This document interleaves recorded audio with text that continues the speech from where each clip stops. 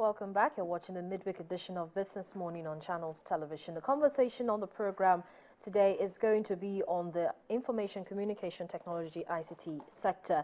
We'll be reviewing how that sector fared in 2014 and, of course, projecting for 2015. It promises to be an interesting conversation. Don't forget, you can be part of the conversation. Just send your questions or comments to any of the addresses showing on your screen. But to talk about how the ICT sector has fared how it fared in 2014, I'm being joined on the program by the Managing Director, Chief Executive Officer, Precise Financial Systems Limited, Yele Okeremi, and the Chief Executive Officer, Jude's Consulting Limited, Ifeanyi Uba. Good morning, gentlemen, and thank you so much for coming on the program. You're welcome. Good morning, and happy New Year to you. Oh, thank you so much. Well, was it a happy year, at least for the ICT sector in 2014? It's always a happy year. It's always a happy year, but you know, perhaps not all expectations are met, but again, that's the evidence of life. As it is said, pursuit is the evidence of life. Not all aspirations are met, and indeed, sometimes that's why they are called visions. So what were the expectations for experts for the ICT sector in 2014? Well, for me, as far as I'm concerned, what my expectations were still remain what they are, is to see us as a country becoming a powerhouse in smart utilization of technology. And I've always said this, a powerhouse, we have two approaches, okay? So you can choose to be a consumer nation, and I say sometimes there's absolutely nothing wrong with being a consumer nation, just as long as you are smart about it. And but it is always better to be a producer nation.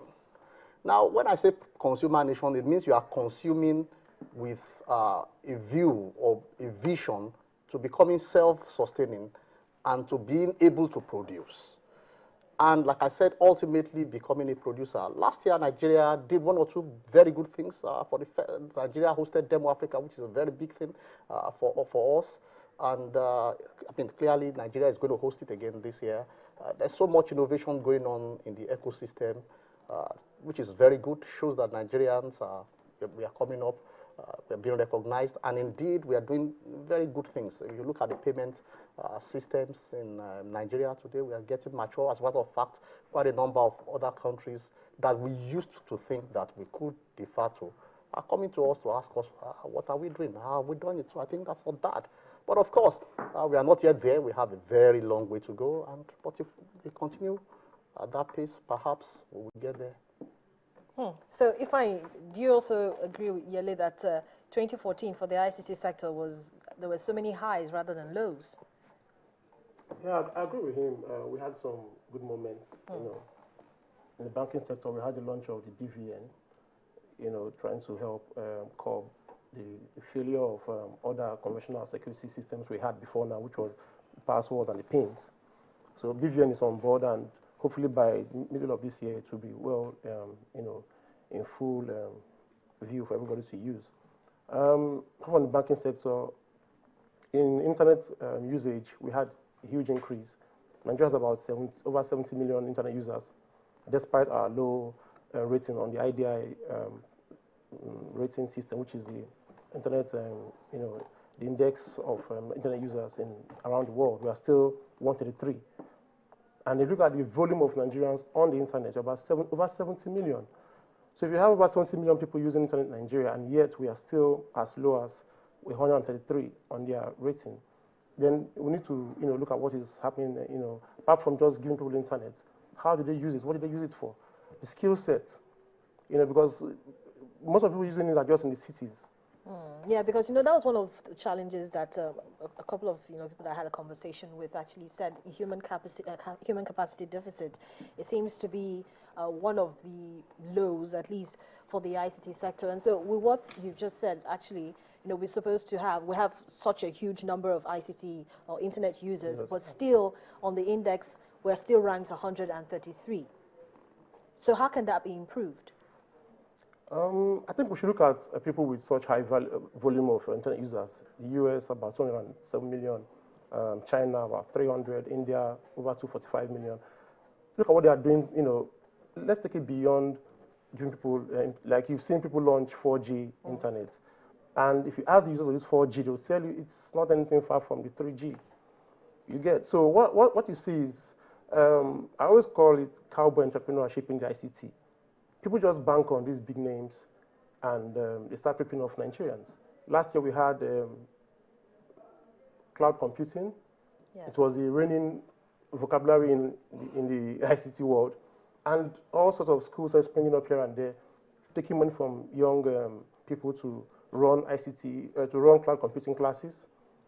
So we hope in 2015 we'll see better packages where people will be giving training and they'll be matched with their employers, which is when you get trained for something, you'll be sure that in no time you'll be getting somebody to pick you up, other than just you going for a training and then you come out still saying, I'm an ICT expert, I'm still looking for a job. No, it shouldn't be like that. People shouldn't waste money in ICT training and they don't get, placements. So were there enough ICT trainings in 2014? Did we see enough of that? I'm not obviously, I don't have the statistics, but I know for sure that we got lots of cloud computing events. And for me, okay, there's a startup company that is doing something better now, and they are trying training graduates and placing them matching them with their employers. Okay. That's something new. Before now, what you get is people just go get trained, either Microsoft, Oracle, and then there's nothing they do with it. Let's still talk about another thing that was quite interesting last year, broadband penetration. The Ministry of the ICT has consistently talked about this. And last year, it was still at a low, still about 6 to 7%. Why is it difficult to get quicker broadband rollout in the country yearly? Do you want to comment on this? Yeah, we can make comment on it. You see, yes, it's true, broadband is nice and is important for developments of ICT. Why? Because everybody is talking about content at the end of the day. However, we have to appreciate certain things. A number of these things don't really come cheap. A lot of money has to be spent. You're talking about infrastructure development, and it has to be paid for. And whichever way you look at it, a whole lot of these things is what we call strategy. What is the strategy of a country? When I say it's expensive, everything is expensive, but it's in relative terms. But it's about how important is this thing to you as a nation. For me, to my mind, I think the Ministry of Communications Technology, they did a lot. You could see them trying to get broadband penetration. But when we really look at this thing and unpack it appropriately, I have my own views, and some of the views I have may not necessarily be very popular with people, but they are my views. What we need is what we call a critical mass, not necessarily going all over. And in every country that we have seen develop, development usually starts sometimes in a very tiny little place, maybe in a small number, and then becomes pervasive. And I think what the ICT ministry has done, well, at least to my knowledge, I feel reasonably close to that ministry, is that they have concentrated on certain places that they know that there are development hubs that will provide maximum impact to us as a country. And I support that strategy. So if you are looking at places where you are likely to have developments that will have very high value, that will become significant, and then when these things become significant, remember, like I said, you are investing in infrastructure, but you can have a way of getting your sources of fund by what you call a sustainable system. So you start from somewhere where you are likely to get very good impact and build some wealth from that angle, and then plow back what you are getting from there to further develop your infrastructure. I think it's a smart strategy. I think that's what the ministry is doing. However, what I also see is that at least the basic communications, that's basic voice, basic SMS. Yes, because you see, that's we had a lot of challenges in that particular aspect for 2014, for voice calls and SMS and and even using data. Absolutely. A lot of customers were always complaining of dropped calls or inability to send text messages or to use their mobile devices, and they felt that 2014, it seemed as if the regulator was not for them. The regulator was more inclined to pay attention to, to the providers, the operators, than to their complaints, if I. Yeah, if you remember some time ago, we had the NSC-led NCC, where we had this like kind of town hall meeting where consumers would come and complain about quality of service they were getting from the providers. But I don't know if it still exists. I don't think it's still there. So there's no forum for you to complain. All you get to see is people go onto social media platforms like Twitter or Facebook to complain, but then it just ends there. There's no real feedback mechanism for you to say, okay, if, like you just said something like that, people complain about, drop calls and SMS is not going through, and then you get charged for it. But the NCC continually says that it has platforms that you can make your complaints. You can either tweet at them, or you can send them an SMS or a mail, or even call them. So, is it that the way of the method of handling or the time frame of handling all the complaints was not as quick as investors or consumers would have expected? I think they should have a way of knowing what's happening with the users. Okay, now somebody in the village sends an SMS and doesn't really move on, and then he gets to lose 4 naira, and he just feels, should I start going to Twitter? Just 4 naira. And then he tries again, and then the second one goes through. How does he get his 4 naira back? Now, if you multiply that by over 100 million GSM users in Nigeria, or owners, or phone lines, you can see the kind of money this will make. And then nobody tries to even know what's happening with them. So for clear quality control, I think NCC should go back to what they used to do, help the consumers know when they are actually being robbed, because most of them would not obviously complain. If I lose 5 naira via SM, I won't even notice it.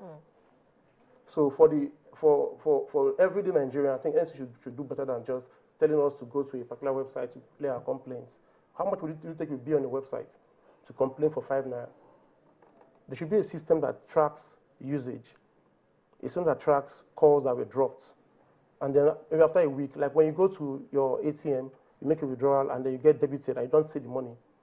After a while, you get kind of a reversal on that transaction. You get your money back. You don't go into the bank always to complain. It's only on few occasions that you actually complain. But the system has been built to reverse the transaction if it is not full, it's not a complete transaction. So NCC should look at something like that, where people should get, after maybe a month or maybe a week or within a period, you get back your money you lost over a particular period. Well, would you say that there was a conducive environment for the sector in 2014? Did we have more players in the sector, or we still had the regular people, still holding the market? Of course, the big boys will always be there, but we saw the launch of companies like 4G launch of companies like Smile and the rest of them. A lot of smaller players, and they are coming up. And with time, they'll get there. But the big players will always be the big players. In every sector, the big players will always be the big players. So, but the smaller firms would try and work harder to get up there. If you look at the top 10 African startup companies in the year, and Nigeria had about 3-4 companies that made it to CNN's top 10. So, but those guys are not really making any noise within. For people like GameSo, Microsoft noticed them and gave them some innovation grants. Companies like Andela, companies like Eurofit, these are companies that they hope to do mobile payments via mobile communication networks other than internet, knowing that there's poor internet in our country. They're now looking beyond using internet for mobile payments. So they are now trying to do mobile payments over mobile networks. So it's a young firm, but for 2015, I see them helping out. Let's not start talking about 2015 just yet. We're still reviewing 2014. But let's take a quick break and we'll come back and actually start our review for 2015. You're watching Business Morning on Channels Television, and on the program today is still reviewing some sectors in the economy. Our focus is on the information communication ICT sector. We're looking at how the sector fared in 2014, and when we come back in just a moment, we'll also be looking at expectations for 2015. Please join me again.